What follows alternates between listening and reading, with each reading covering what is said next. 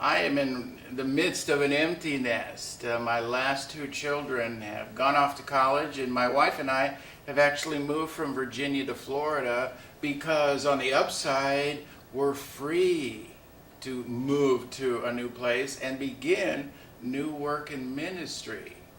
Some significant consequences of making this transition.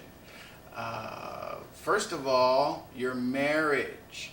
I think one of the things that are very significant about marriage in an empty nest is that you and your spouse will begin to look at one another once again, and for the first time in 20, 25, maybe 30 years, you are going to see this individual in a whole new light.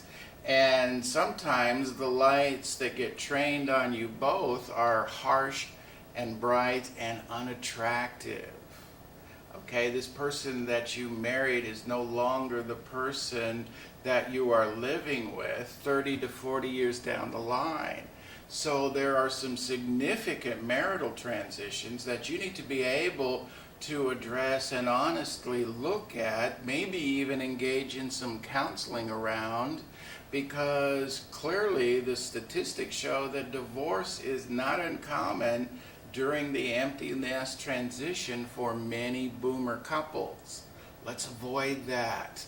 Let's use that instead to recommit to the marriage and discover, after 30 years together, just a joy in relationship that no other couple can really know who isn't sharing that much life together.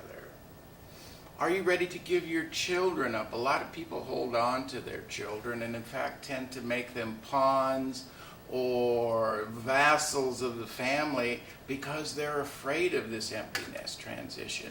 You've got to be able to let your children go and support them. God has designed them to leave the nest, and they want to leave knowing you're supporting them and you're behind what they're doing and where they're headed. Do you have pets? I find that four-legged animals become four-legged children very easily in an empty nest situation. And this can be either good or bad, I suppose, but it's not bad to have a pet or to have some animals to live with to make that transition less of a shock for you and your spouse.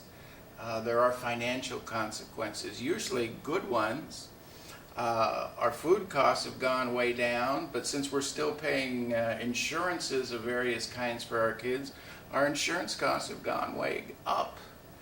So you've got to be able to evaluate the financial consequences of the empty nest and adjust yourselves accordingly.